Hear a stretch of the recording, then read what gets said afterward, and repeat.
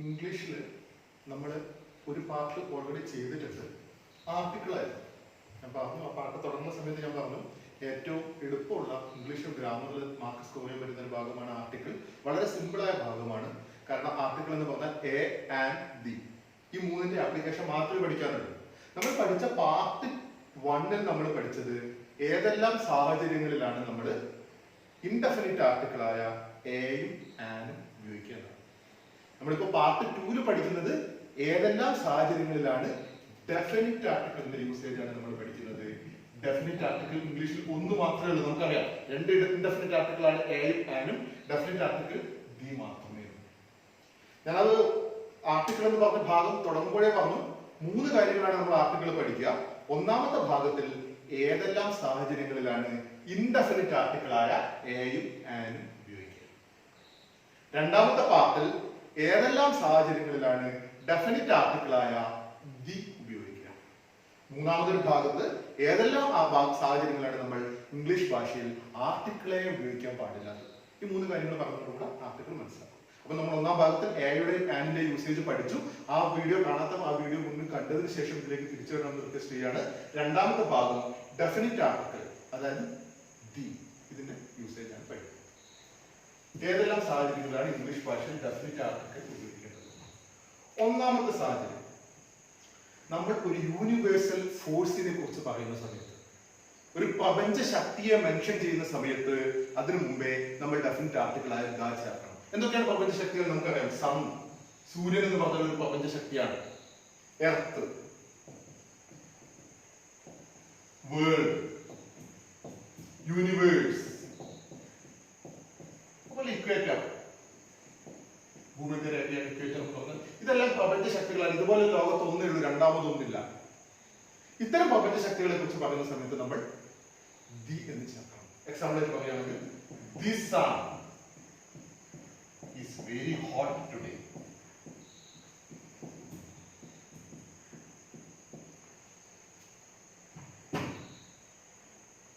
രണ്ടാമത് നമ്മൾ ഒരു എക്സാമ്പിൾ പറയുകയാണെങ്കിൽ, ദി എർത്ത് വെച്ച് പറയുകയാണെങ്കിൽ, the earth revolves around the sun. ഇവിടെ നമുക്ക് 2 യൂണിവേഴ്സൽ ട്രൂത്ത് കാണാം. The earth, the sun. ഇങ്ങനെ നമുക്ക് എല്ലാം വെച്ച് നോക്കുമ്പോൾ world, he has travelled around the world. കാരണം വേൾഡ് ഒരു യൂണിവേഴ്സൽ ഫോഴ്സ് ആണ്, പ്രപഞ്ച ശക്തിയാണ്. ഒന്നുപോലെ മറ്റൊന്നില്ലാത്തതാണ്. സൂര്യൻ ഒന്നല്ലേ ഉള്ളൂ, മറ്റൊരു സൂര്യനില്ല.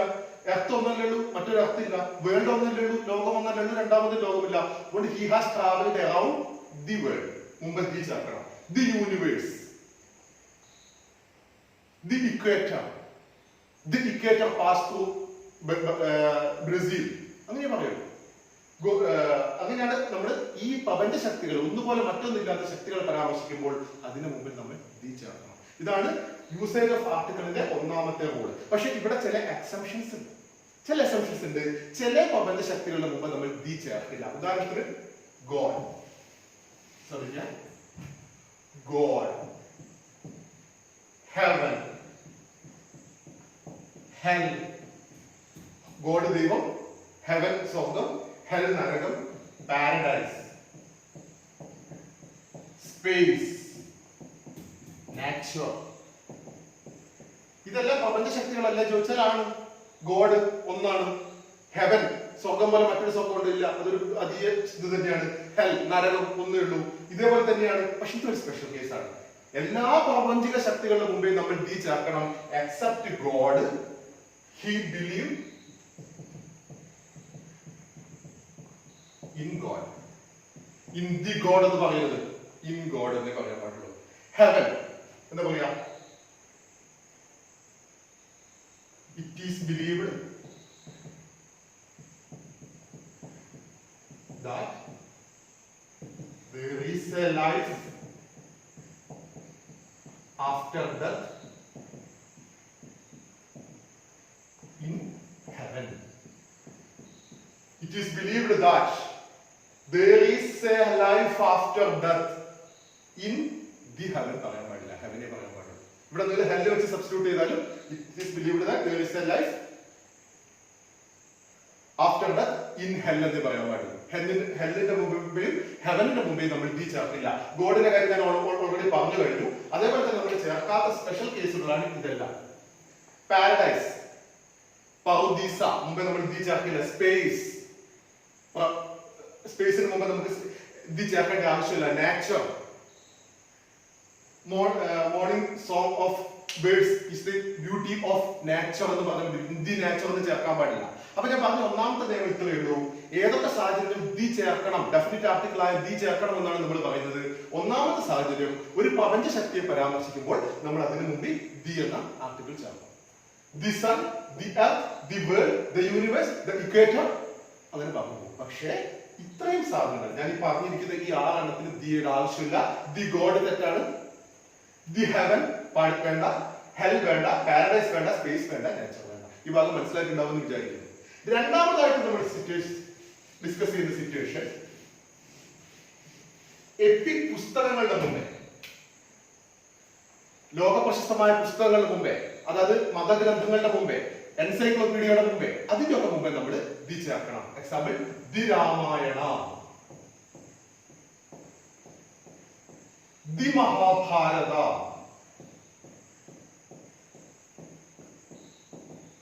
ദി ഖുർആൻ, ദി ബൈബിൾ എന്നൊക്കെ നമ്മൾ പറയുന്നത്. ഇതെല്ലാം മതഗ്രന്ഥങ്ങളാണ്. അതുപോലെ ദി എൻസൈക്ലോപീഡിയ, ഒരുപാട് ലോകത്തെ ഒരുപാട് ആൾക്കാർ റഫർ ചെയ്യുന്ന വലിയൊരു പുസ്തകമാണ് എൻസൈക്ലോപീഡിയകൾ. അതുപോലുള്ള ലോക പ്രശസ്ത പുസ്തകങ്ങൾ ദി ഒഡീസി, അങ്ങനെയൊക്കെ പറയുന്ന സമയത്ത് ഒഡീസി, ഇലിയഡ് ഇതൊക്കെ വലിയ പുസ്തകങ്ങളാണ്.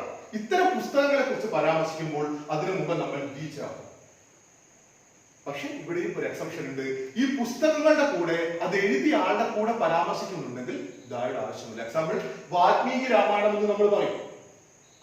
ദി രാമായണ ഈസ് ഓക്കെ, പക്ഷെ ദി വാൽമീകി രാമായണം തെറ്റാണ്. വാൽമീകിയാണ് രാമായണം എഴുതിയത്, അത് പറയുന്ന സമയത്ത് നമുക്ക് Valmiki Ramayanam it's enough. The Homer's Iliad എന്ന് മതി, തെറ്റാണ്. ദി റോമേഴ്സ് എലിയഡ് തെറ്റാണ്, കാരണം എലിയഡ് എഴുതിയത് റോമറാണ്. അതുകൂടെ പരാമർശിക്കുമ്പോൾ റോമേഴ്സ് എലിയഡ് എന്ന് മതി. പക്ഷെ എലിയഡ് മാത്രമായിട്ട് പറയുകയാണെങ്കിൽ ദി എലിയഡ് എന്ന് പറയാം. മനസ്സിലായിട്ടുണ്ടാവുമെന്ന് വിചാരിക്കുന്നു. എപ്പിക് പുസ്തകങ്ങൾ, എപ്പിക് ബുക്സ്, മതഗ്രന്ഥങ്ങൾ, എൻസൈക്ലോപീഡിയ, അതുപോലെയുള്ള വലിയ വലിയ പുസ്തകങ്ങൾ നമ്മൾ പരാമർശിക്കുമ്പോൾ അതിന് മുമ്പ് നമ്മൾ ദി എന്ന ഡെഫിനിറ്റ് ആർട്ടിക്കിൾ ചേർക്കണം. പക്ഷേ അതിന്റെ എക്സെപ്ഷൻസ് ആണ്. ആ പുസ്തകത്തിന്റെ കൂടെ അത് എഴുതിയ ആളുടെ പേര് കൂടെ പരാമർശിക്കുന്നുണ്ടെങ്കിൽ നമ്മൾ ദി ചേർക്കാൻ പാടില്ല, തെറ്റാണ്. ഇത് കഴിഞ്ഞിട്ട് ഞാൻ ഇതുപോലുള്ള വാക്കുകൾ തരും, അപ്പൊ സമയത്ത് ശ്രദ്ധിക്കുക. എപ്പിഗ്രംസ് പുസ്തകത്തിന് കൂടെ ദി ചേർക്കണം, രണ്ടാമത്തെ നമ്മുടെ നിയമം. പക്ഷെ ആ പുസ്തകം എഴുതിയ ആളുടെ പേര് കൂടെ അതിന്റെ കൂടെ പരാമർശിക്കുന്നുണ്ടെങ്കിൽ ദി വാൽമീകി രാമായണ തെറ്റാണ്, വാൽമീകി രാമായണം മതി. പക്ഷെ രാമായണം മാത്രമാണെങ്കിൽ ദി രാമായണം എന്ന് പറയും. മനസ്സിലായിട്ടുണ്ടാവുമെന്ന് വിചാരിക്കുന്നു. വലിയ ബുദ്ധിമുട്ടുള്ള കാര്യമല്ല. അവിടെ നമ്മുടെ മൂന്നാമത്തെ സിറ്റുവേഷൻ നമ്മൾ ദി എന്ന ഡെഫിനിറ്റ് ആർട്ടിക്കിൾ ഉപയോഗിക്കുന്ന മൂന്നാമത്തെ സിറ്റുവേഷൻ ആണ് പറയുന്നത് റിവേഴ്സ്, ഓഷ്യൻസ്, സ്ട്രീറ്റ്സ്, കനാൽസ്.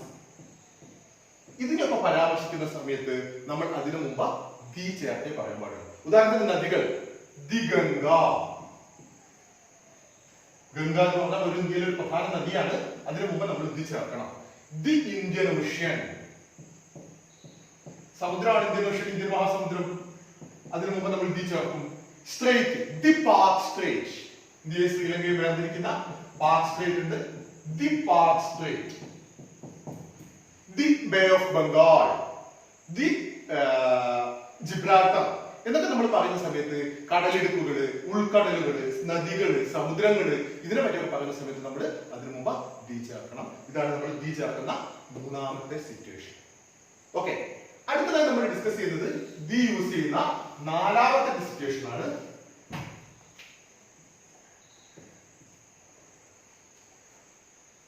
നമ്മൾ മലനിരകളെ പറ്റി പറയുന്ന സമയത്ത്, ദ്വീപ് സമൂഹങ്ങളെ പറ്റി പറയുന്ന സമയത്ത് ദി ചേർക്കണം. ഉദാഹരണത്തിന് എക്സാമ്പിൾ കൂടിയാണ് ഇതെല്ലാം പെട്ടെന്ന് മനസ്സിലാവുക കേട്ടോ. എക്സാമ്പിൾ ശ്രദ്ധിക്കാം. മലനിരകൾ എന്നൊക്കെ പറയുന്ന സമയത്ത് നമുക്ക് കൺഫ്യൂഷൻ ഉണ്ടാവും. ദി ഹിമാലയാസ്,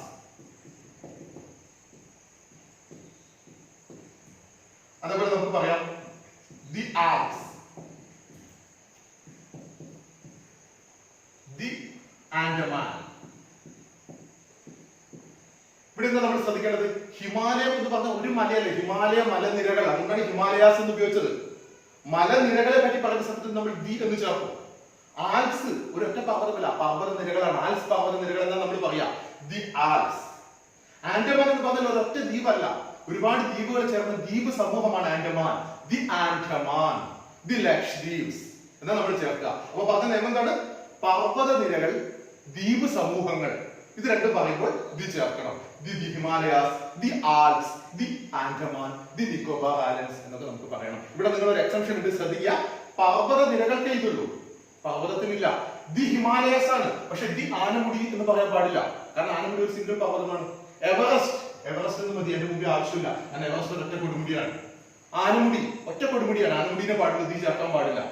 മലനിരകളാണെങ്കിൽ, ദ്വീപ് സമൂഹങ്ങളാണെങ്കിൽ മാത്രമേ നമ്മൾ ദി ചേർക്കാൻ പാടുള്ളൂ. സിംഗിൾ മലയാണെങ്കിൽ, സിംഗിൾ ദ്വീപാണെങ്കിൽ ചേർക്കാൻ പാടില്ല.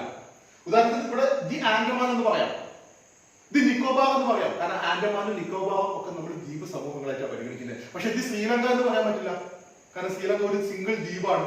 ശ്രീലങ്ക എന്ന് പറഞ്ഞാൽ മാത്രമേ പറയാൻ പാടുള്ളൂ, ദി ശ്രീലങ്ക എന്ന് പറയാൻ പാടില്ല. മനസ്സിലായിട്ടുണ്ടാവുമെന്ന് വിചാരിക്കുന്നു. നമ്മുടെ നാലാമത്തെ സിറ്റുവേഷൻ ആണ്, മലനിരകളുടെ കൂടെയും ദ്വീപ് സമൂഹങ്ങളുടെ കൂടെയൊക്കെ നമുക്ക് ദി ചേർക്കാം, പക്ഷെ സിംഗിൾ മലയോ സിംഗിൾ ദ്വീപോ ആണെങ്കിൽ ദി ചേർക്കാൻ പാടില്ല, സെറ്റായിട്ട് പാടില്ല. അപ്പൊ ആ എക്സംഷൻ കൂടെ മനസ്സിലായിട്ടുണ്ടാവും എന്ന് വിചാരിക്കുന്നു. ഇതാണ് നമ്മൾ ഡെഫിനിറ്റ് ആർട്ടിക്കിൾ ദി ചേർക്കുന്ന നാലാമത്തെ സാഹചര്യം. അഞ്ചാമത്തെ സാഹചര്യം,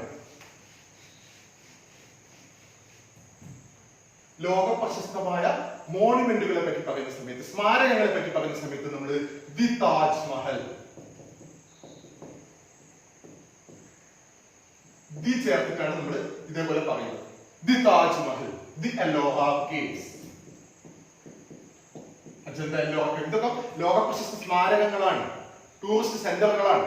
അത്തരം സാഹചര്യങ്ങൾ നമ്മൾ പറയുന്ന സമയത്ത് അതിനു മുമ്പ് നമുക്ക് ഡെഫിനിറ്റ് ആർട്ടിക്കിൾ ആയ ദി ചേർക്കാം. ദി താജ്മഹൽ, ദി കുത്തബ് മീനാർ എന്ന് നമുക്ക് ചേർക്കാം. ഇതാണ് ഞാൻ പറഞ്ഞ അഞ്ചാമത്തെ സാഹചര്യം. ദി ചേർക്കേണ്ട, ഡെഫിനിറ്റ് ആർട്ടിക്കിൾ ചേർക്കേണ്ട അഞ്ചാമത്തെ സാഹചര്യമാണ് മോണുമെന്റ്സിന്റെ പേര് പറയുന്ന സമയത്ത്, ടൂറിസ്റ്റ് അട്രാക്ഷന്റെ പേര് പറയുന്ന സമയത്ത് നമുക്ക് അതിന് മുമ്പ് ദി ചേർക്കാം. ആറാമത്തെ സാഹചര്യം,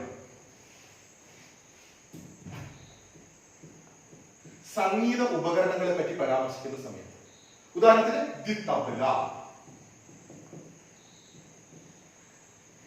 ദി വീണ. ഒരു സംഗീത ഉപകരണത്തെ പറ്റി പരാമർശിക്കുന്ന സമയത്ത് Ustad Zakir Hussain is a master in the tabla എന്ന് പറയാം. സംഗീത ഉപകരണങ്ങളെ പറ്റി പരാമർശിക്കുമ്പോൾ നമുക്ക് അതിന് മുമ്പ് ദി എന്ന ഡെഫിനിറ്റ് ആർട്ടിക്കിൾ ചേർക്കാം എന്നതാണ് നമ്മുടെ ആറാമത്തെ സാഹചര്യം. അടുത്തത് ഏഴാമത്തേത്,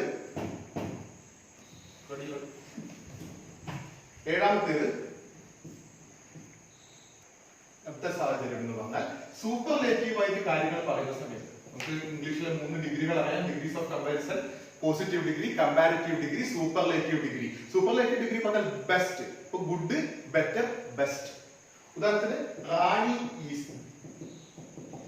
ദി ടോളസ്റ്റ്,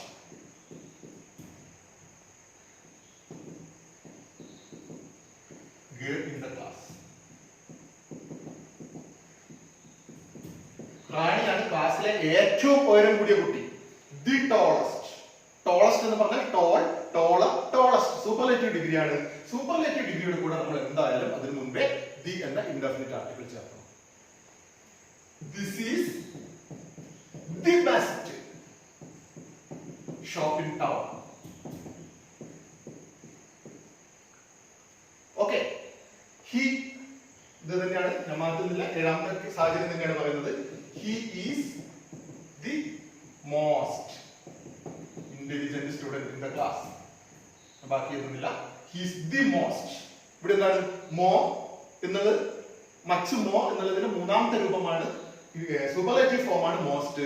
സൂപ്പർലേറ്റീവ് ഫോം പറയുമ്പോൾ അതിനു മുമ്പ് നമ്മൾ ദി എന്ന ഡെഫിനിറ്റ് ആർട്ടിക്കിൾ ചേർക്കണം. ഇവിടെ നമ്മൾ വേറൊരു കാര്യം ശ്രദ്ധിക്കണം. ഈ മോസ്റ്റ് ഞാൻ എടുത്തെഴുതിയ എക്സാമ്പിൾ ആയിട്ട് പറഞ്ഞൊരു ഉദ്ദേശമുണ്ട്. മോസ്റ്റ് എന്നതിന് ഭൂരിപക്ഷം എന്നുള്ള ഒരു അർത്ഥം കിട്ടും. ഉദാഹരണത്തിന് പറയുകയാണെങ്കിൽ മോസ്റ്റ് പീപ്പിൾ,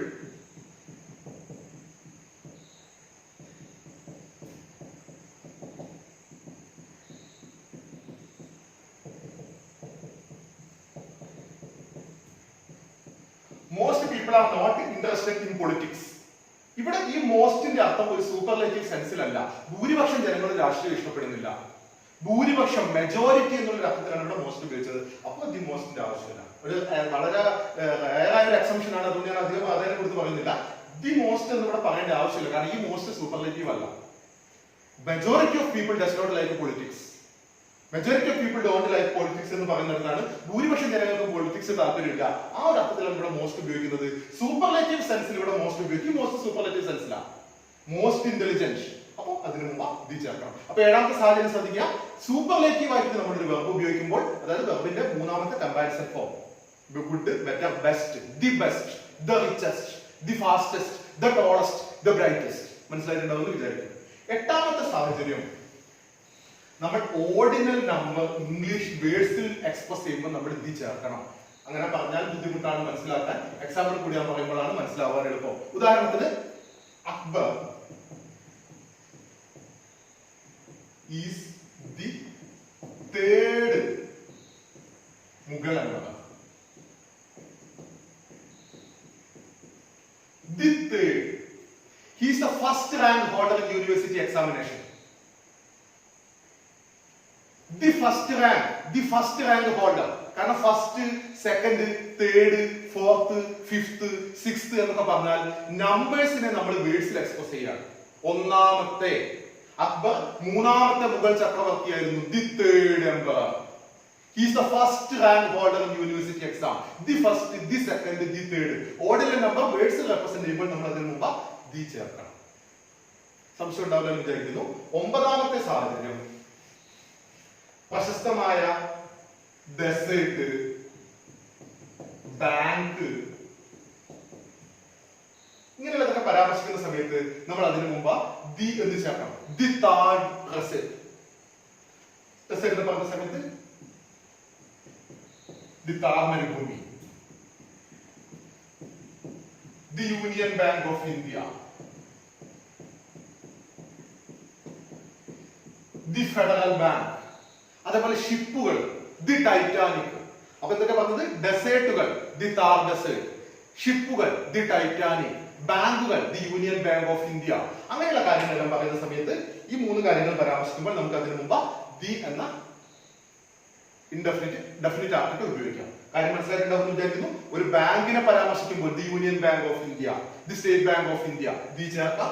ഒരു ഡെസേർട്ടിനെ പറ്റി പറയുന്ന സമയത്ത്, ഒരു ഷിപ്പിനെ പറ്റി പറയുന്ന സമയത്ത്, ഒരു പ്രത്യേക എയർപോർട്ടിനെ പറ്റി പറയുന്ന സമയത്ത് അതിന്റെ മുമ്പ് നമുക്ക് ദി എന്ന ഡെഫിനിറ്റ് ആർട്ടിക്കിൾ നമുക്ക് ഉപയോഗിക്കാവുന്നതാണ്. അടുത്തതായി നമ്മൾ ഡെഫിനിറ്റ് ആർട്ടിക്കിൾ ഉപയോഗിക്കുന്ന സംഭവം, പ്രധാനപ്പെട്ട ഫാമിലികളെ പറ്റി പറയുന്ന സമയത്ത്, ഒരു രാഷ്ട്രത്തിന്റെ ചരിത്രത്തിലെ വളരെ പ്രധാനപ്പെട്ട കുടുംബങ്ങൾ ഉണ്ടാവും. ഇപ്പൊ ഇന്ത്യൻ ചരിത്രത്തിൽ തന്നെ പറയുകയാണെങ്കിൽ ദി നെഹ്റു ഫാമിലി,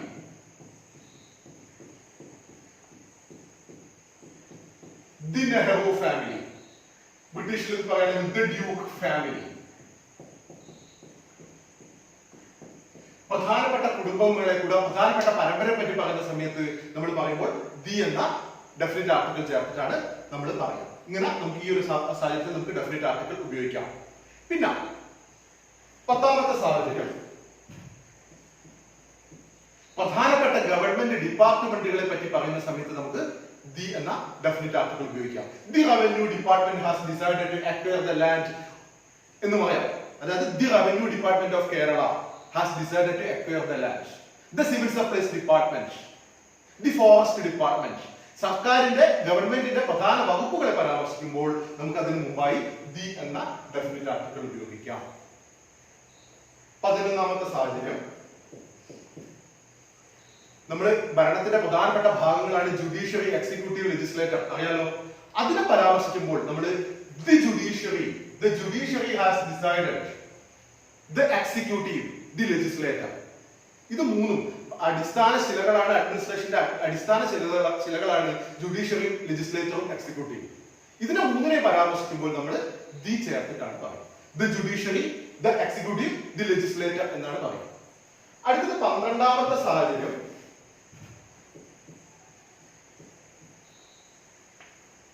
രാഷ്ട്രത്തിലെ പ്രധാന പദവികളെ പറ്റി പറയുന്ന സമയത്ത് the president of India has declared emergency. The President of India. The Prime Minister of India will meet the nation. The Prime Minister of India will address the nation at 8 p.m. today. The Prime Minister, the President, the Chairman, the Mayor of the city. The എന്ന് തുടർന്നുകൊണ്ട് നമുക്ക് പ്രധാനപ്പെട്ട പദവികൾ നമുക്ക് പറയുമ്പോൾ the ചേർത്ത് പറയാം. അടുത്ത സാഹചര്യം, ഇതൊക്കെ വെച്ചിട്ടുള്ള എക്സാമ്പിൾ ഉണ്ടാവുകയെ അവസാനം വർക്കൗട്ട് ചെയ്യുന്ന സമയത്ത് കൂടുതൽ ചോദ്യങ്ങൾ തരാം. സമയങ്ങൾ പറയുന്ന സമയത്ത് ഉദാഹരണം ശ്രദ്ധിക്കുക. The morning, I woke up at 7 AM in the morning. I woke up at 7 AM in the morning. I will call you at 3 PM in the afternoon. The afternoon. ഇവിടെ നിങ്ങൾ ശ്രദ്ധിക്കേണ്ട ഒരു കാര്യമുണ്ട്. The morning, I woke up at 7 AM in the morning. Okay, the morning is okay. I will call you in the afternoon. മോർണിംഗിനും ആഫ്റ്റർനൂണിനും നമുക്ക് B ചേർക്കാം, പക്ഷെ നൈറ്റിന് പറ്റില്ല. I will go to bed at 8 PM അല്ലെങ്കിൽ 10 PM എന്ന് പറയുള്ളൂ. At the 10 PM at night എന്ന് പറയില്ല. At the night പറയണ്ട. I will go to bed 8 PM at night മതി. The night തെറ്റാണ് എന്നുള്ള സ്പെസിഫിക് മീനിങ്ങിലല്ല. നോർമലി നമ്മൾ the morning, the afternoon പറയും. പക്ഷെ the light, sorry, the night, the sunrise, the sunset, the dawn, പ്രഭാതം, the dusk, പ്രദോഷം, അതിന് കൂടെ നമ്മൾ B ചേർക്കാറില്ല. The morning, the evening, okay. The night വേണ്ട. The sunrise വേണ്ട. The sunset വേണ്ട. The dawn വേണ്ട. പ്രഭാതം, the dusk വേണ്ട. അതിനൊക്കെ മുമ്പ് നമ്മൾ ബി ചേർക്കേണ്ട ആവശ്യമില്ല. മനസ്സിലായിട്ടുണ്ടാവും എന്ന് വിചാരിക്കുന്നു. അടുത്ത പ്രധാനപ്പെട്ട ദി ഡെഫിനിറ്റ് ആർട്ടിക്കിൾ ഉപയോഗിക്കുന്ന ഒരു സാഹചര്യമാണ് പ്രധാനപ്പെട്ട ഇൻവെൻഷന്റെ മുമ്പ്, ഉപകരണത്തിന്റെ മുമ്പല്ല, ആ ഉപകരണത്തിന്റെ ഇൻവെൻഷനെ പറ്റി പറയുന്ന സമയത്ത് ഉദാഹരണത്തിന് Marconi has invented the radio. ഇവിടെ റേഡിയോയുടെ ഇൻവെൻഷൻ ആണ് പറയുന്നത്. റേഡിയോ കണ്ടുപിടിച്ചത് ആരാണെന്ന്, ഒരു ഇൻസ്ട്രുമെന്റിന്റെ അല്ലെങ്കിൽ ഒരു പ്രധാന കണ്ടുപിടുത്തത്തിന്റെ ഇൻവെൻഷനെ പറ്റി പറയുമ്പോൾ അതിന്റെ മുമ്പ് ഇത് ചേർക്കാം. ഇത് റേഡിയോ ഉപയോഗിക്കുമ്പോൾ ഒക്കെ അതാ ചേർക്കാമെന്നല്ല കേട്ടോ ഇതിന്റെ അർത്ഥം. റേഡിയോ ഇൻവെൻഷനെ പറ്റി പറയുന്ന സമയത്താണ്. John L Baird invented the television. ഇത്തരം സാഹചര്യങ്ങളിൽ ഒരു പ്രത്യേക വസ്തുവിന്റെ ഇൻവെൻഷനെ പറ്റി പറയുന്ന സമയത്ത് നമുക്ക് ആ ഇൻവെൻഷൻ പരാമർശിക്കുമ്പോൾ അതിന് തൊട്ട് മുമ്പ് ദാ എന്ന് ചേർക്കാം. അടുത്തതായിട്ട് ഉപയോഗിക്കുന്ന സാഹചര്യം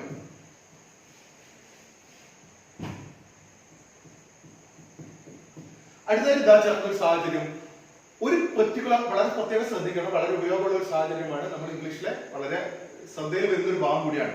ഒരു പെർട്ടിക്കുലർ കമ്മ്യൂണിറ്റിയെ നമുക്ക് ദാ ഉപയോഗിച്ചിട്ട് പറയാം. ഉദാഹരണത്തിന് cow is a useful animal.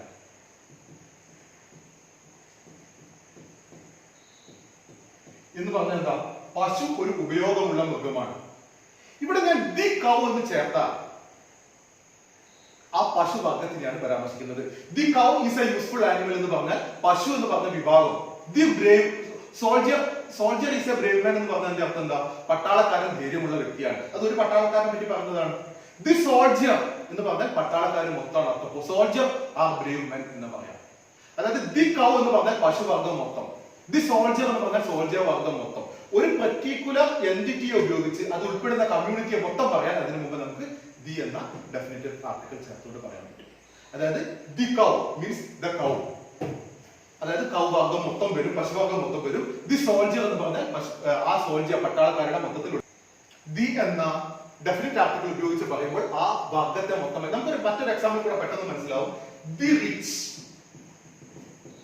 Should help the poor. ഈ വാക്കിന്റെ അർത്ഥം എന്താ, റിച്ച് എന്ന് പറഞ്ഞ ഒരു അഡ്ജക്റ്റീവ് ആണ്, ഒരു നാമവിശേഷണമാണ്. He is a rich man. ആ മാൻ എന്ന് പറഞ്ഞ മനുഷ്യനെ വിശേഷിപ്പിക്കുന്ന ഒരു നാമവിശേഷണമാണ് rich. He is a poor man. ആ മാനിനെ വിശേഷിപ്പിക്കുന്ന നാമവിശേഷണമാണ് പുവർ. പക്ഷെ ഇവിടെ ദി റിച്ച് എന്ന് പറയുമ്പോഴേക്ക് എന്തായി, ഈ വാക്കിന്റെ അർത്ഥം എന്താ, ധനികർ ദരിദ്രരെ സഹായിക്കണം. റിച്ച് എന്ന് പറഞ്ഞ അഡ്ജക്റ്റീവിന് പണമുള്ളവൻ എന്നാണ് അർത്ഥം. പക്ഷെ അതിനു മുമ്പ് ഒരു ദി എന്ന ഡെഫിനിറ്റ് ആർട്ടിക്കിൾ വരുമ്പോൾ എന്തായി, റിച്ച് ആയ ആ കമ്മ്യൂണിറ്റി എന്നുള്ള അർത്ഥം കിട്ടി. ധനികർ എന്ന് പറഞ്ഞ ആ മുഴുവൻ വിഭാഗത്തിലേക്ക് ഉൾപ്പെടുത്തുന്നത്. The rich should help the poor എന്ന് പറഞ്ഞാൽ ധനികർ ദരിദ്രരെ സഹായിക്കണം.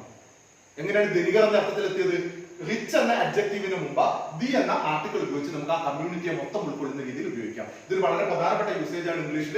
ഒരു അഡ്ജക്റ്റീവിന് മുമ്പ് അല്ലെങ്കിൽ ഒരു പ്രത്യേക വിഭാഗത്തിന് മുമ്പ്, ഒരു പ്രത്യേക എൻറ്റിറ്റിയുടെ മുമ്പ് നമ്മൾ ദി ചേർത്താൽ ആ എൻറ്റിറ്റി, ആ വിഭാഗം, ആ അഡ്ജക്റ്റീവ് ഉൾപ്പെടുന്ന മുഴുവൻ വിഭാഗത്തിനെയും അത് റെപ്രസെന്റ് ചെയ്യും. ഇതാണ് ഡെഫിനിറ്റ് ആർട്ടിക്കിളിന്റെ മറ്റൊരു പ്രധാന ഉപയോഗം. അടുത്ത ഒരു യൂസേജ്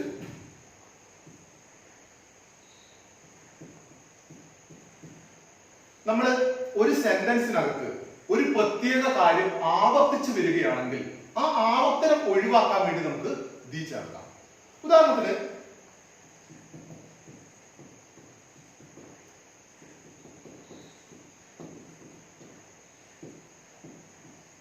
രണ്ട് സെന്റൻസ് ആണ്. He was talking to a man. അയാൾ ഒരാളുമായിട്ട് സംസാരിക്കുകയായിരുന്നു. ഇനി അടുത്തതായി ഞാൻ പറയാൻ പോകുന്നത് ഇയാൾ സംസാരിക്കുകയായിരുന്ന വ്യക്തി ആരാണ്, ആ വ്യക്തിയെ പറ്റിയാണ്. അപ്പൊ ഞാൻ എങ്ങനെ പറയാം? The man was laughing.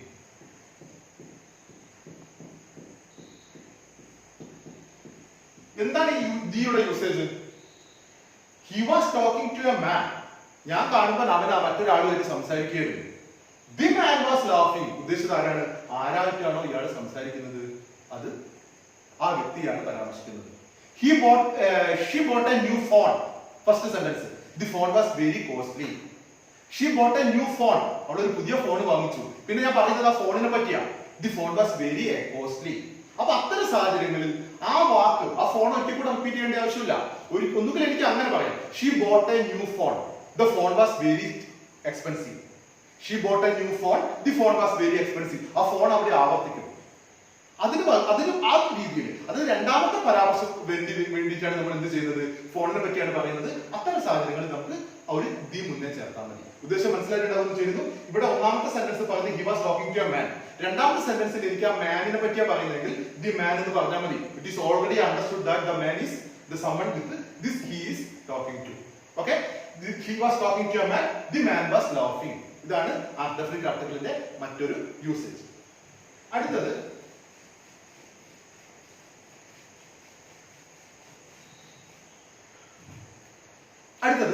ഭാഷകളുടെ മുമ്പാണ്. ചില ഭാഷകളുടെ മുമ്പ് നമ്മൾ ദി ചേർക്കുകയാണെങ്കിൽ ആ ഭാഷ സംസാരിക്കുന്നവർ എന്നുള്ള മീനിങ് കിട്ടും. ഉദാഹരണത്തിന് ഇംഗ്ലീഷ്. ഇംഗ്ലീഷ് എന്ന് മാത്രം നമ്മൾ പറഞ്ഞ അതിന്റെ അർത്ഥം എന്താ? ഇംഗ്ലീഷ് ഒരു ഭാഷയാണ്. പക്ഷെ ദ ഇംഗ്ലീഷ് എന്ന് പറഞ്ഞാലോ ഇംഗ്ലീഷ് സംസാരിക്കുന്നവർ എന്നാണ് അർത്ഥം. ഉദാഹരണത്തിന് the English left India in 1947. ഇതിന്റെ അർത്ഥം എന്താ? ഇംഗ്ലീഷ് എന്ന് മാത്രം പറഞ്ഞാൽ it's A language. The English എന്ന് പറഞ്ഞാൽ the people who speak that language എന്നാണ് അർത്ഥം. ദ ഇംഗ്ലീഷ്, ഇംഗ്ലീഷുകാർ ലെഫ്റ്റ് ഇന്ത്യ, ഇന്ത്യ വിട്ടുപോയി in 1947. ദ ഫ്രഞ്ച്, ഫ്രഞ്ച് എന്ന് മാത്രം പറഞ്ഞാൽ അതൊരു ഭാഷയാണ്, ഫ്രഞ്ചുകാർ സംസാരിക്കുന്ന ഭാഷയാണ് French. The French defeated the English in the football match. എന്താ അതിന്റെ അർത്ഥം? ഫ്രഞ്ച് എന്ന് പറഞ്ഞ ഭാഷ ഇംഗ്ലീഷ് എന്ന് പറഞ്ഞ ഭാഷയെ ഫുട്ബോൾ മത്സരത്തെ പരാജയപ്പെടുത്തിയെന്നാണോ? അല്ല. നിങ്ങളെ ദി വിട്ടുപോയുള്ള മീനിങ് എങ്ങനെയാ? French defeated English in football match എന്ന് പറഞ്ഞതിന്റെ അർത്ഥം എന്തായി? ഫ്രഞ്ച് എന്ന് പറഞ്ഞ ഭാഷ ഇംഗ്ലീഷ് എന്ന് പറഞ്ഞ ഭാഷയെ ഫുട്ബോൾ മത്സരത്തിൽ പരാജയപ്പെടുത്തിയെന്നാ. പക്ഷെ ദി എന്ന ഡെഫിനിറ്റ് ആർട്ടിക്കിൾ ഉപയോഗിച്ചാൽ ദി ഫ്രഞ്ച് മീൻസ് ഫ്രഞ്ചുകാർ, ദി ഡിഫീറ്റഡ് ദി ഇംഗ്ലീഷ്, ഇംഗ്ലീഷുകാരെ ഇൻ ദ ഫുട്ബോൾ മാച്ച് പറയുന്ന 100 എന്ന് വേണമെങ്കിൽ നിങ്ങൾക്ക് പറയാം. ഉദ്ദേശം മനസ്സിലായല്ലോ? ഒരു ഭാഷ അതേപോലെ പറഞ്ഞാൽ ആ ഭാഷ എന്നാണ് അർത്ഥം. അതിനു മുമ്പ് ദി ആർട്ടിക്കിൾ, ദി എന്ന ഡെഫിനിറ്റ് ആർട്ടിക്കിൾ ചേർത്താൽ അത് ആ ഭാഷ സംസാരിക്കുന്നവർ എന്നാണ് അർത്ഥം. ഇംഗ്ലീഷ് മീൻസ് ഒരു English language. The English means the people who speak the language English. മനസ്സിലായിട്ടുണ്ടാവുമെന്ന് വിചാരിക്കുന്നു. ഇംഗ്ലീഷ് ഭാഷ ദി എന്ന ഡെഫിനിറ്റ് ആർട്ടിക്കിൾ ഉപയോഗിക്കുന്ന അടുത്ത സാഹചര്യമാണ് നമ്മൾ നമ്മുടെ ശരീരത്തിലെ ഒരു ഭാഗത്തെ പരാമർശിക്കുമ്പോൾ. ഉദാഹരണത്തിന് നമ്മുടെ ഒരു മനുഷ്യ ശരീരത്തിലെ ഒരു ഭാഗത്തെ പരാമർശിക്കുമ്പോൾ നമുക്ക് ഡെഫിനിറ്റ് ആർട്ടിക്കിൾ ആയിട്ട് ചേർക്കാം. The ball has hit on the right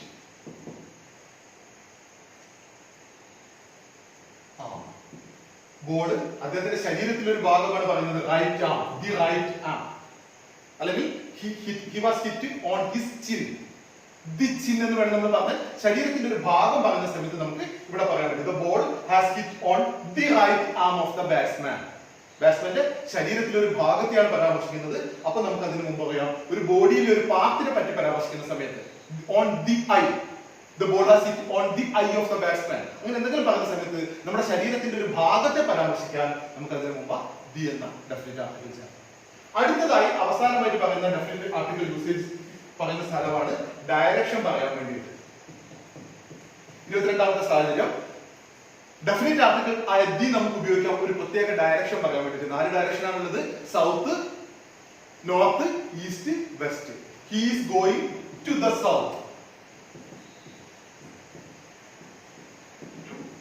the south.